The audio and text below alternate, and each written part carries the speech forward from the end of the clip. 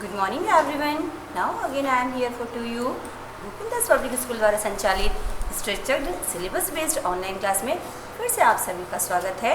और पुनः हिंदी विषय को लेकर मैं आपके समक्ष हूँ और हम आज पुनः अपने पार्ट 3 बीते ज़माने की सैर, जो कि हमने अपने पिछले वाली कक्षा में पढ़ा था और हमने इस पार्ट से संबंधित कुछ अभ्यास प्रश्न भी आरंभ किए थे। तो आज हम इन्हीं अभ्यास प्रश्नों को आगे बढ़ाते हैं और सभी छात्र अपनी पुस्तक को सबसे पहले खोल कर रख लीजिए। पेज नंबर 23 आप उसमें ओपन करेंगे। देखिए, हमने इस पुस्तक में पेज नंबर 22 का जो अभ्यास प्रश्न थे, कुछ सही विकल्प, फिर मौखिक प्रश्न उत्तर, फिर कुछ रिक्त स्थान, उसके बाद में कुछ विलोम शब्द और कुछ नए शब्द हम लोगों ने बनाए थे। तो आज हम अपनी अगला वाला अभ्यास प्रश्न जो है, सर्वनाम शब्दों को रेखांकित कीजिए, उन्हें करने जा रहे हैं बेटा। तो सर्वनाम शब्दों को रेखांकित करने से पहले हम थोड़ा सा जान लेते हैं कि सर्वनाम शब्द किन्हें कहते हैं। सभी बच्चे अपनी पुस्तक को अपने हाथ में लेंगे बेटा। देखिए, हम इसमें पढ़ रहे हैं, पहले तो सर्वनाम की परिभाषा को पढ़ रहे हैं। तो सभी लोग क्या करेंगे, हमारे साथ वाक्य को पढ़ेंगे। नाम की जगह आने वाले शब्द सर्वनाम कहलाते हैं। हमने अपनी पिछली कक्षा जहाँ पर समाप्त की थी, वहाँ हमने आपको एक छोटा सा समझाया था, व्याख्या की थी कि दुनिया में कोई भी शब्द किसी न किसी वस्तु, स्थान, प्राणी या व्यक्ति का नाम होता है। हम जो भी शब्द प्रयोग करते हैं वो किसी न किसी के नाम के लिए ही प्रयोग करते हैं। तो किसी व्यक्ति, वस्तु, प्राणी अथवा भाव के नाम को संज्ञा कहते हैं और संज्ञा को ही हम सरल शब्दों में नाम कहते हैं। तो अगर संज्ञा के स्थान पर उसके ही जैसा अर्थ देने वाला या उसके लिए ही कोई दूसरा शब्द यदि आप प्रयोग करते हैं, जैसे मैं, तुम, वह, यहाँ, इसका, उसका, वह, तो ये सारे शब्द क्या होते हैं, कहीं ना कहीं या तो किसी के नाम के स्थान पर आप यूज़ कर रहे हैं या तो आप किसी वस्तु की प्लेस पर यूज़ कर रहे हैं। तो ये सारे शब्द जो होते हैं वे सर्वनाम कहलाते हैं। नाम के बदले आने वाला सर्वनाम, सर्व यानी सभी और नाम यानी कि संज्ञा। तो सभी नामों के स्थान पर प्रयोग किए जाने वाले शब्द को भी सर्वनाम कहते हैं। हमने पहले कहा था, जब हमने संज्ञा और सर्वनाम के बारे में समझाया था, यह क्या है आपको दिखाई दे रहा है, कलम है ना, या पेन भी कहते हैं, या फिर आप अपने ही नाम को लेकर प्रयोग करते हैं, है ना। मैं खाता हूँ, लेकिन आप अगर ये वाक्य बोलो तो आप ये थोड़ी बोलोगे कि वीर खाता है। आपका नाम वीर है या मेरा नाम शालिनी, तो मैं थोड़ी कि शालिनी खाती है।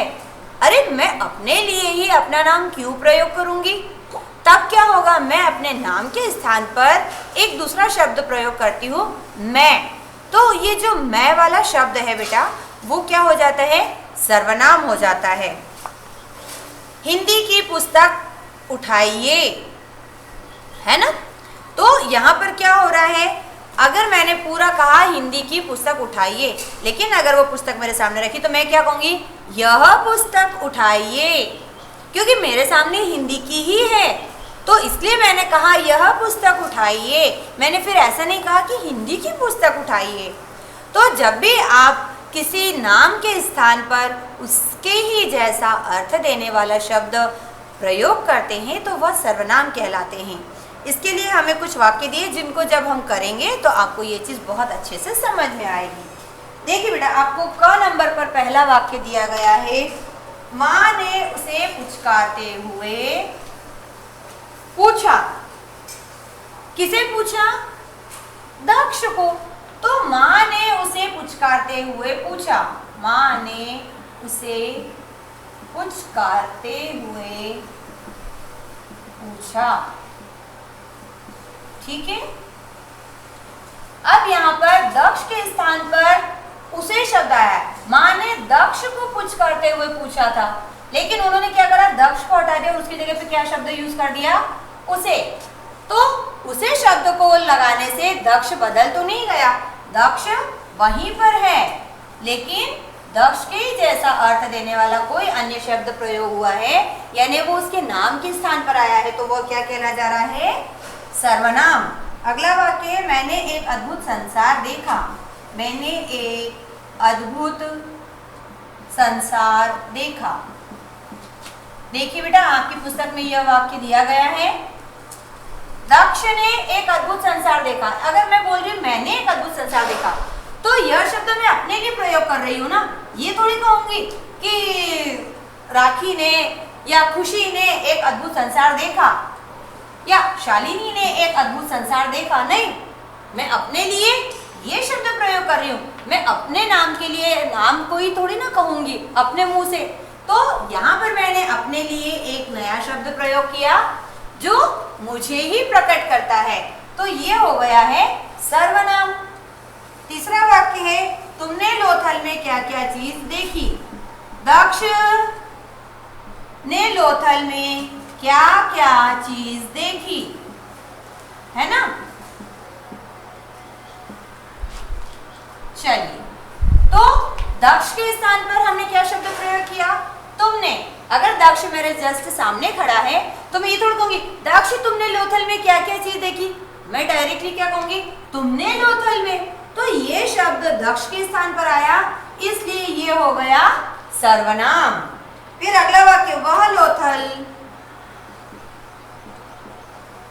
के बारे में विस्तार से बताने लगा। के बारे में विस्तार से बताने लगा।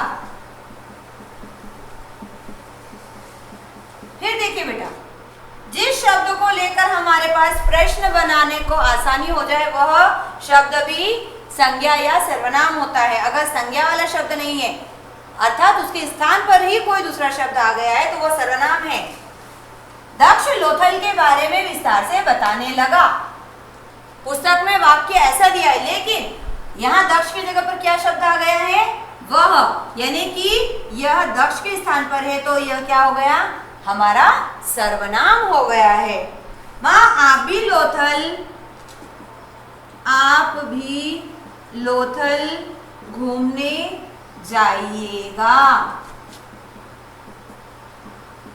अब यहाँ पर दक्ष ने माँ से बात कर रहा है कि माँ आप भी लोथल घूमने जाइएगा। माँ तो एक संज्ञा शब्द हो गया है, क्योंकि माँ तो माँ है, लेकिन दूसरी बार भी वो माँ से ही बात कर रहा है, लेकिन दूसरी बार उसने ये नहीं बोला माँ भी लोथल घूमने जाइएगा, नहीं, उसने माँ के स्थान पर क्या शब्द प्रयोग कर लिया है?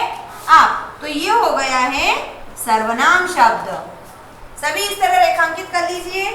अंतिम, उसने मोहरों के बारे में भी बताया।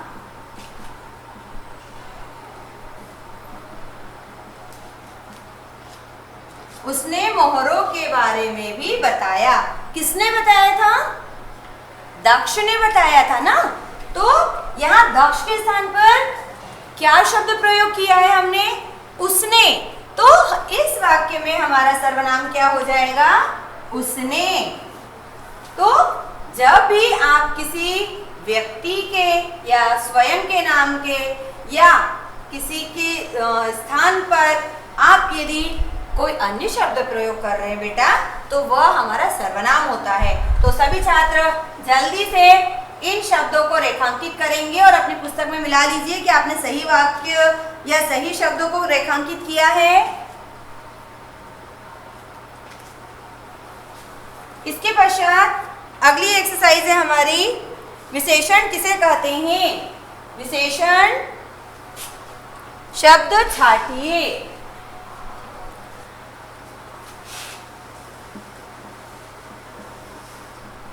विशेषण शब्द छाटिए।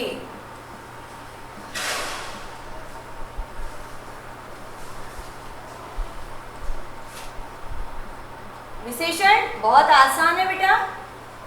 संज्ञा यानी कि किसी व्यक्ति, वस्तु, स्थान, प्राणी या भाव के नाम या जो भी इनके शब्द हम प्रयोग करते हैं, है ना, राम, सीता, पुस्तक, पेंसिल, कक्षा, विद्यालय, घर, रोना, हंसना, चलना, या फिर कोई जानवर का नाम, फूल का नाम, तो इन सब को हम संज्ञा कहते हैं। इनके स्थान पे जो शब्द प्रयोग होते हैं जैसे यह, वो, तुमने, उसने, इसका, उसका, कहाँ, कौन, ये सारे शब्द सर्वनाम हैं। दक्ष ने तो किसने, तो दक्ष संज्ञा है, किसने सर्वनाम है। लेकिन अगर कोई शब्द इन दोनों के पहले आ जाए और इनकी विशेषता बता दे, उसे कहते हैं हम लोग विशेषण। ठीक है, तो हम अपने वाक्यों में अब क्या करने वाले हैं, विशेषण शब्द छांटने वाले हैं बेटा। कैसे छाटेंगे देखिए, पहला वाक्य हम पढ़ रहे हैं, मोहरों और बर्तनों के ऊपर सुंदर चित्रकारी की गई थी। क्या की गई थी, सुंदर चित्रकारी। यानी कि अगर मैं इसमें से कोई एक शब्द हटा भी दूं और तब भी वो वाक्य वैसा ही रहे, तो समझ जाना चाहिए कि वह शब्द जो है जिसके भी आगे लगा हुआ है उस शब्द की विशेषता बता रहा है। जैसे मोहरों और बर्तनों के ऊपर चित्रकारी देखने को मिली, मगर कैसी चित्रकारी देखने को मिली, सुंदर चित्रकारी देखने को मिली। यानी चित्रकारी तो थी लेकिन कैसी थी, सुंदर चित्रकारी। मैं अगर कहती हूँ कि यह लड़का है तो बहुत सिंपल है, लेकिन अगर मैंने कहा यह मोटा लड़का है, यानी कि वो जो मोटा शब्द मैंने प्रयोग किया वो उस लड़के की क्या हो गई, विशेषता हो गई है। यह सफेद पेन है ना, तो क्या हो गई, इस पेन की विशेषता क्या हो गई, इसका सफेद रंग हो गई। यह हिंदी पुस्तक है, यानी यह पुस्तक किसकी है, हिंदी की है। तो जब भी हम किसी शब्द के आगे कोई ऐसा शब्द लगाएं जो उसकी विशेषता बता देता है, वो विशेषण हो जाता है। तो चित्रकारी के आगे क्या लगा था, सुंदर, सुंदर चित्रकारी, यानी सुंदर जो है वो चित्रकारी की विशेषता बता रहा है। अगला वाक्य देखिए, लोथल को देखकर सुखद एहसास हो रहा था, है ना। मिठाई को देखकर मुंह में पानी आ रहा था या बहुत पानी आ रहा था। अगर मैं ऐसा बोलती हूँ कि सिर्फ पानी आ रहा था तो ये बात बहुत सरल है, हर किसी के मुंह में मिठाई को देखकर पानी। लेकिन अगर मैं कहूँ कि बहुत पानी आ रहा है, यानी कि उस पानी की विशेषता क्या हो गई कि वो कंटिन्यूसली आ रहा है। उसी तरह देखिए, लोथल को देखकर हमें एहसास तो हो रहा था, लेकिन कैसा एहसास हो रहा था, सुखद एहसास हो रहा था। तो जो सुखद शब्द है वह क्या हो गया है, विशेषण हो गया है। अगला ग नंबर वाक्य देखिए, वहां पर पुराना माल गोदाम भी था। कैसा माल गोदाम था, नया था या पुराना था, पुराना माल गोदाम। यानी वो जो पुराना शब्द है वो उस माल गोदाम का क्या हो गया, विशेषता हो गई है। तो हमारा विशेषण क्या निकाला हमने, पुराना शब्द। तुम तो अब समझदार हो गए हो। क्या कह रहे हैं, तुम तो अब समझदार हो गए। तो मैम इसमें अब विशेषता किसकी बता रहे हैं, तुम समझदार हो गए हो, तुम तो अब समझदार हो गए हो। मतलब जब तक तुम छोटे थे तब तक तुम थोड़े से नादान थे, है ना, तुम्हें थोड़ी सी समझ कम थी, लेकिन अब समझदार हो गए हो। कल और अब ये शब्द क्या हो रहे, कल नादान थे अब समझदार हो, तो वो शब्द जो है उसके आगे लग रहा है तो वह विशेषण बन रहा है। तो इस प्रकार इस वाक्य का विशेषण क्या है, अब। ये कार्य हम लोगों ने किसमें किया, अपनी पुस्तक में। अब इसके आगे का जो कार्य हम करेंगे बेटा, वह कार्य हम किसमें करने वाले हैं, अपनी उत्तर पुस्तिका में करेंगे। तो क्या करेंगे देख लीजिए।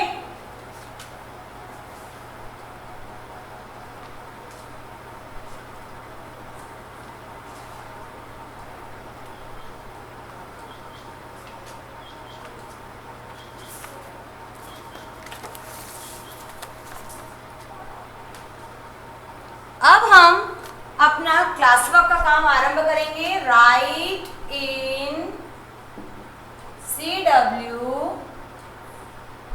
नोटबुक।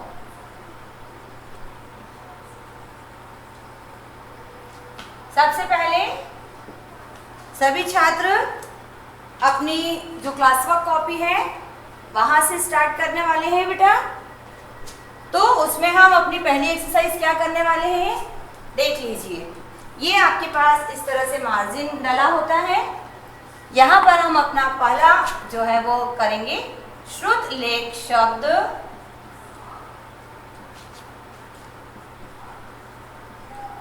तीन बार लिखें।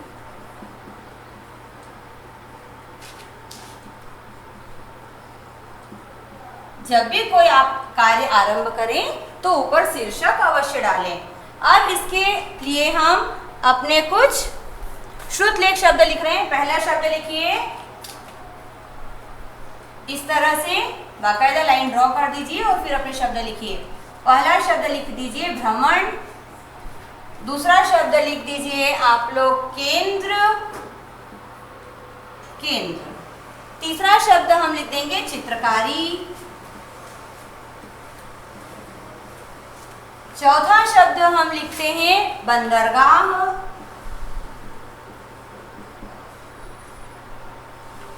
पांचवा शब्द प्रतीत। छठा शब्द हम लिखते हैं मोहरो, मोहरो। अंतिम शब्द हम लिख देते हैं व्यापारिक, व्यापारिक। और जब हमारी एक्सरसाइज या कोई सा भी अभ्यास प्रश्न समाप्त हो तो बाकायदा उसके नीचे इस तरह से डबल लाइन ड्रॉ करेंगे आप लोग स्केल से। भ्रमण, केंद्र, चित्रकारी, बंदरगाह, प्रतीक, मोहरो और व्यापारिक। कुल 7 शब्द हमने यहाँ लिखे हैं, जो एक बार आप हमारे साथ और फिर 2 बार आप स्वयं घर पे लिखेंगे। तो इस प्रकार आपको श्रुत लेख शब्दों का अभ्यास भी हो जाता है। उसके पश्चात जब हमने लाइन खींच ली है तो यहाँ पर हम अपने शब्दार्थ लिख रहे हैं। देखिए, यह है हमारा एक्सरसाइज नंबर 2, है ना, शब्दार्थ।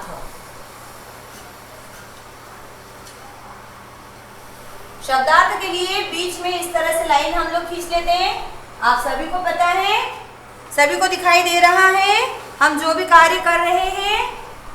चलिए, पहला शब्दार्थ हम लिख रहे हैं अद्भुत। अद्भुत का मतलब होता है अनोखी।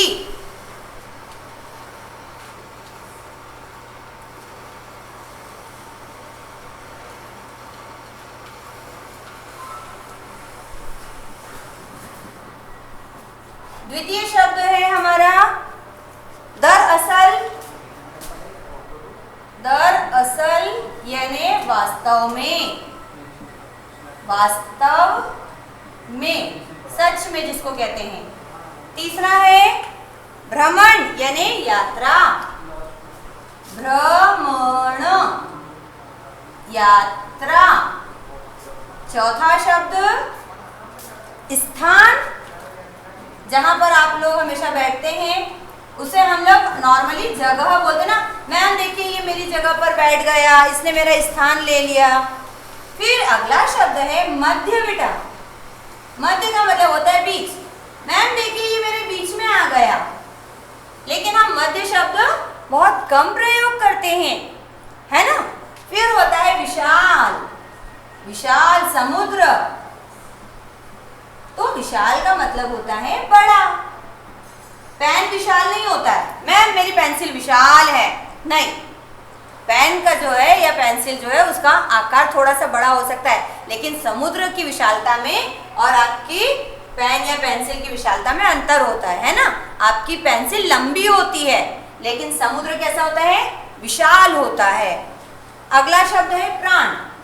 आप सभी के शरीर में प्राण है। हाँ मैम, हमारे शरीर में जान है, तो प्राण का अर्थ क्या होता है, जान।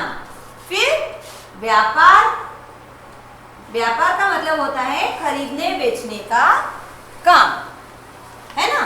यही काम होता है ना, एक व्यक्ति खरीदता है और एक व्यक्ति बेचता है। तो ये जो काम होता है इसे हम लोग क्या कहते हैं? व्यापार। अंतिम शब्द आप लोगों के पास है बंदरगाह। बंदरगाह। अब बंदरगाह बेटा उस जगह को कहते हैं जहां पर समुद्र से आने वाले जहाज खड़े होते हैं। जहां पर समुद्री जहाज खड़े होते हैं। खड़े होते हैं। ठीक है, तो इस प्रकार ये शब्दार्थ हमारे पूर्ण होते हैं। अंत में आप इस तरह से लाइन ड्रॉ कर देंगे। सभी छात्र ध्यान से देखें, कोई भी व्यक्ति गंदा काम नहीं करेगा। लिखने के पश्चात वही कार्य बेटा आपको अपने ही समझ में आना चाहिए।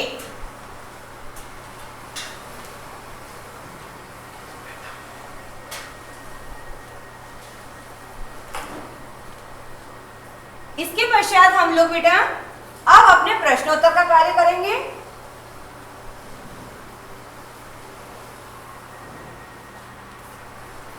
चलिए, तो हम इस तरह का श्रुत लेख वाला कार्य यहाँ से हटा रहे हैं। सभी छात्र सुंदर अक्षर में ये कार्य करेंगे। उसके पश्चात हम अपने प्रश्न भी लिखेंगे और उत्तर भी।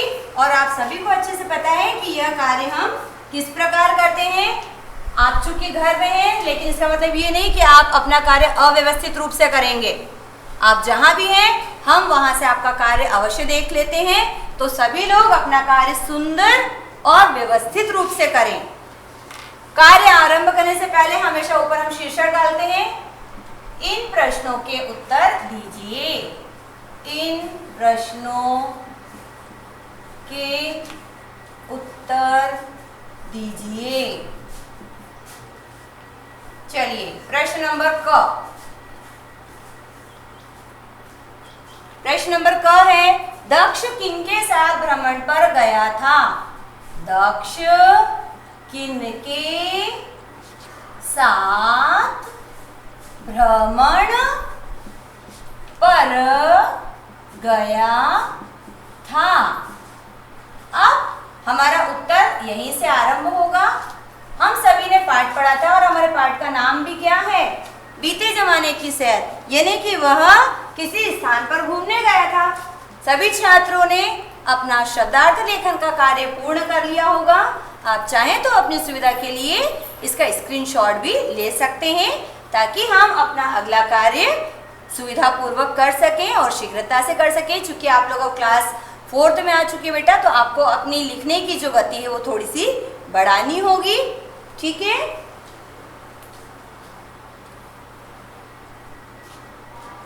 चलिए, तो पहले का उत्तर हम लिखते हैं, दक्ष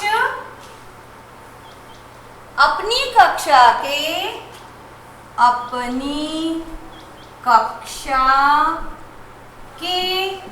सहपाठियों यानी कि क्लासमेट्स और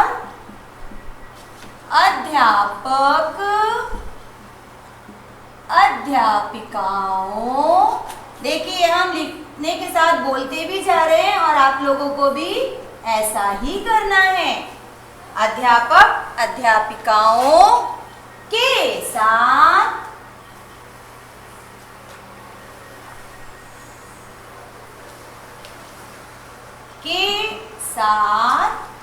भ्रमण, प्रश्न है ना, पर गया था, पूर्ण विराम।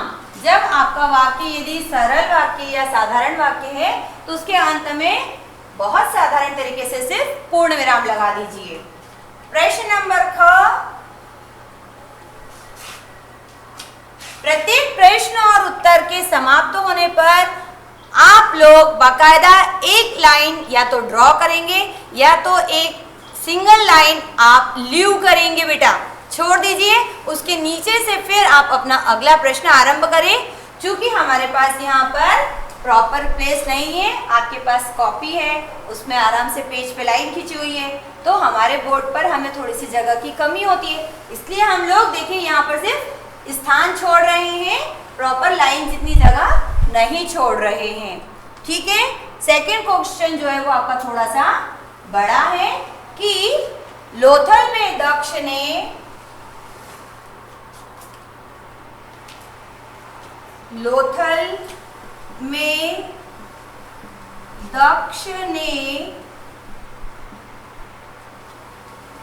हजारों साल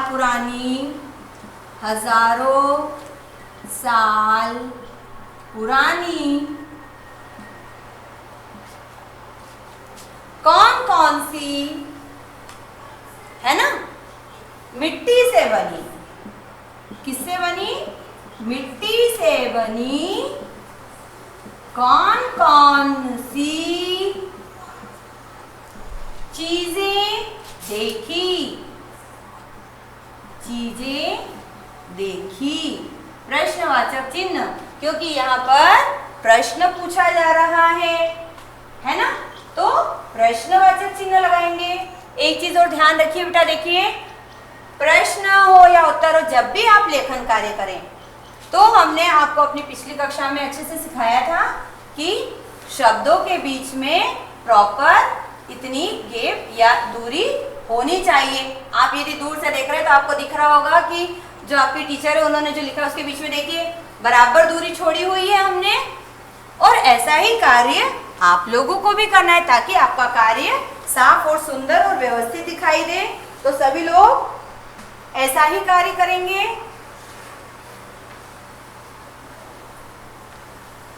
आपके अक्षर ना तो बहुत बड़े होने चाहिए, ना ही वह अक्षर बहुत छोटे होने चाहिए, है ना। प्रश्न वैसे तो आपकी पुस्तक में दिए गए हैं, किंतु आपके प्रश्न उत्तर अलग अलग ना हो जाए इसलिए हम यहाँ प्रश्न भी लिख रहे हैं बेटा।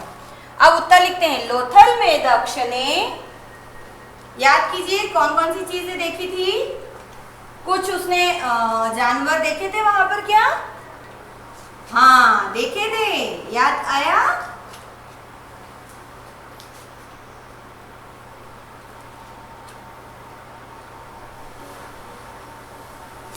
लोथल में दक्ष ने, हम प्रश्न से ही शुरू कर रहे हैं, प्रश्न में ही चल रहे हैं। हजारों साल पुरानी मिट्टी से बनी, देखिए अभी हम प्रश्न से ही चल रहे हैं, वैसा का वैसा बनी। किसकी मूर्तियां देखी थी, बैल और किसकी मूर्ति देखी थी, शेर, फिर कुत्ते, रीछ, मोर आदि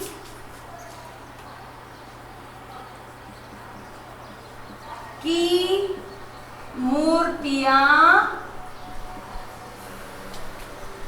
देखी। पूर्ण विराम। सभी बच्चों को दिखाई दे रहा है अच्छे से, देख लीजिए एक बार, अंततः पूरे उत्तर को पढ़ लीजिए। अगला प्रश्न ग वाला हम यहाँ लिख रहे हैं। आप लोग यहाँ पर एक लाइन लीव करेंगे बेटा ताकि आपका कार्य व्यवस्थित और अच्छा दिखाई दे। प्रश्न नंबर 3, लोथल में पाई गई मोहरों और लोथल में पाई गई मोहरों और बर्तनों की क्या विशेषता थी,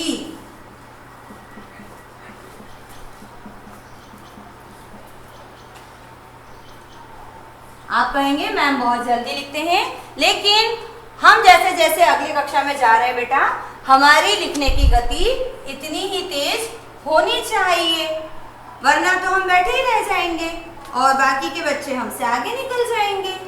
तो फिर हम अपना अगला कार्य कब करेंगे। देखिए बेटा, अब हम यहाँ पर सर्वनाम शब्द का प्रयोग कर रहे हैं। कैसे कर रहे हैं देखिए, बताते हैं हम आपको कि हम सर्वनाम शब्द का प्रयोग कैसे कर रहे हैं।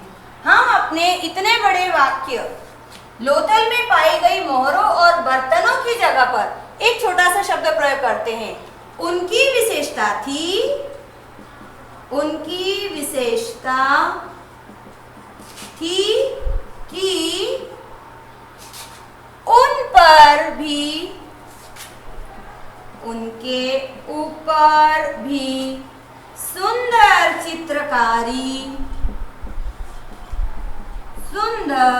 चित्रकारी की गई थी। पूर्ण विराम।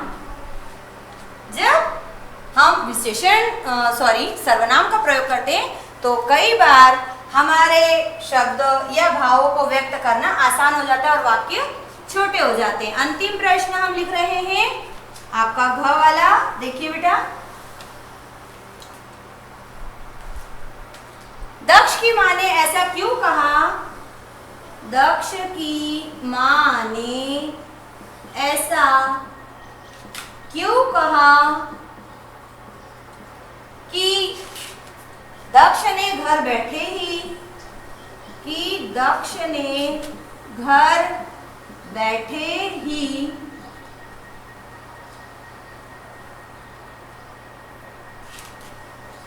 बीते जमाने की सैर करा ली थी। बीते जमाने की सैर करा दी थी। प्रश्नवाचक चिन्ह। आप भी सोच रहे होंगे ना कि उसकी माँ ने ऐसा क्यों कहा था। हम बताते हैं अपने उत्तर के द्वारा।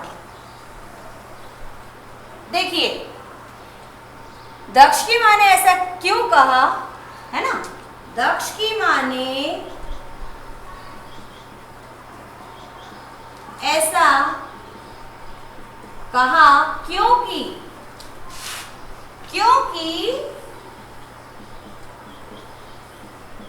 अब हम क्या कर रहे हैं, दक्ष के स्थान पर सर्वनाम शब्द प्रयोग कर रहे हैं। उसने लोथल के बारे में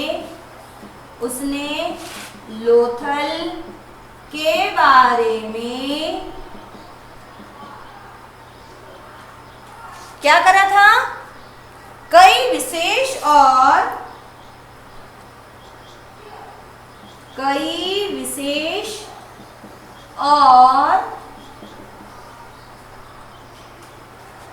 ऐतिहासिक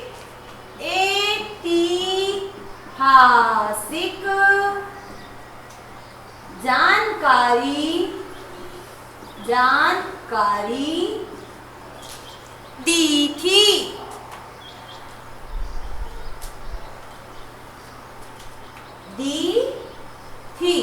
पूर्ण विराम। और इस प्रकार हमारा यह उत्तर यहीं पर पूर्ण होता है। और प्रश्नोत्तर समाप्त होने के बाद बाकायदा आप नीचे इस तरह से एक लाइन ड्रॉ करेंगे। तो सभी छात्र ध्यान से इन प्रश्नों को देख लीजिए, उत्तरों को पढ़ लीजिए और क्या करेंगे बेटा, आप लोग इसको अपनी CW क्लासवर्क नोटबुक में लिखेंगे। यदि आपको कहीं पर कुछ भी प्रॉब्लम है या कोई डाउट है तो आप सीधे हमसे बात कर सकते हैं। ओके, तो सभी लोग चाहें तो इसका स्क्रीनशॉट ले लीजिए। और आज के इन प्रश्नों के साथ में ही हमारा जो यह पुस्तक में से कॉपी में लिखने का कार्य था वह समाप्त होता है।